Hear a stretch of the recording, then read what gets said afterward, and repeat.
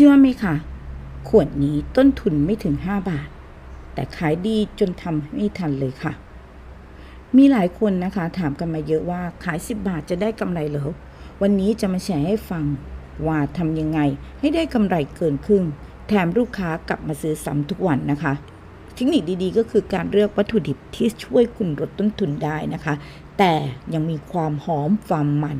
เราใช้สูตรเฉพาะนะคะที่ต้นทุนต่ำแต่รสชาติเหมือนแก้ว40 บาทดูสิคะสีชาเขียวนั้นสวยมากๆเลยค่ะเดี๋ยวเราไปดูวิธีทำกันเลยนะคะอย่างละเอียดทุกขั้นตอนค่ะเอาน้ำนะคะไปตั้งไฟให้เดือดค่ะพอน้ำเดือดนะคะรีบใส่นะคะในส่วนของครีมเทียมลงไปนะคะครีมเทียมนี้นะคะจะช่วยลดต้นทุนได้นะคะยี่ห้อนี้ที่แนะนำนะคะใกล้เคียงกับนมสดมากที่สุดคือดิมมี่นะคะ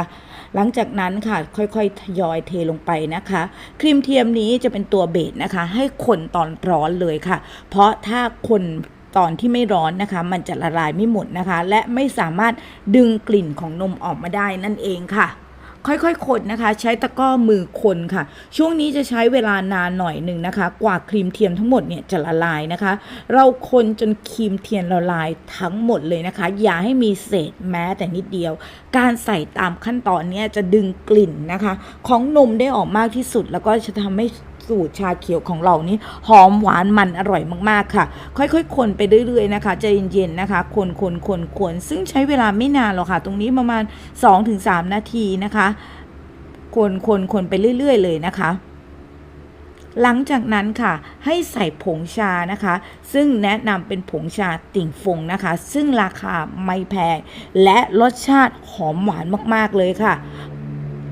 หอมกลิ่นชาเขียวขึ้นมาเลยนะคะสำหรับติ่งฟงตัวนี้นะคะเป็นผงชาสำเร็จรูปลิงก์อยู่ข้างล่างนี้เราทิ้งลิงก์ทั้งหมดนะคะในตะกร้าให้เรียบร้อยหมดแล้วนะคะค่อยๆคนค่ะจนผงชานะคะละลายจะเห็นถึงความที่มีสีเขียวเข้มออกมาแล้วใช่ไหมคะ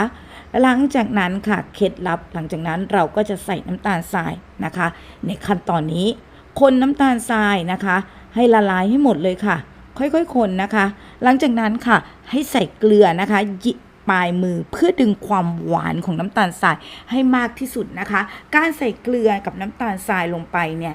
จะประหยัดต้นทุนมากกว่าใส่น้ำตาลเฉยๆนะคะเพราะว่าเราต้องใช้ปริมาณเยอะเพื่อที่จะดึงน้ำตาลออกมาให้หวานที่สุดและรสชาติเข้มข้นการใส่เกลือแค่นิดเดียวจะช่วยได้เยอะและก็ลดต้นทุนเราได้มากที่สุดในการที่จะทำให้ได้ต้นทุนต่ำที่สุดตรงนี้ก็สำคัญค่ะหลังจากนั้นเอาไปน็อกน้ำเย็นเลยนะคะการน็อกน้ำเย็นในขั้นตอนนี้จะช่วยเพื่อนๆนะคะอยู่ได้ยืดอายุได้นานมากยิ่งขึ้นค่ะหลังจากนั้นมากรอกใส่ขวดกันนะคะเราจะใช้ขวดในลักษณะอย่างนี้ค่ะติดสติกเกอร์ตามชอบได้เลยค่ะ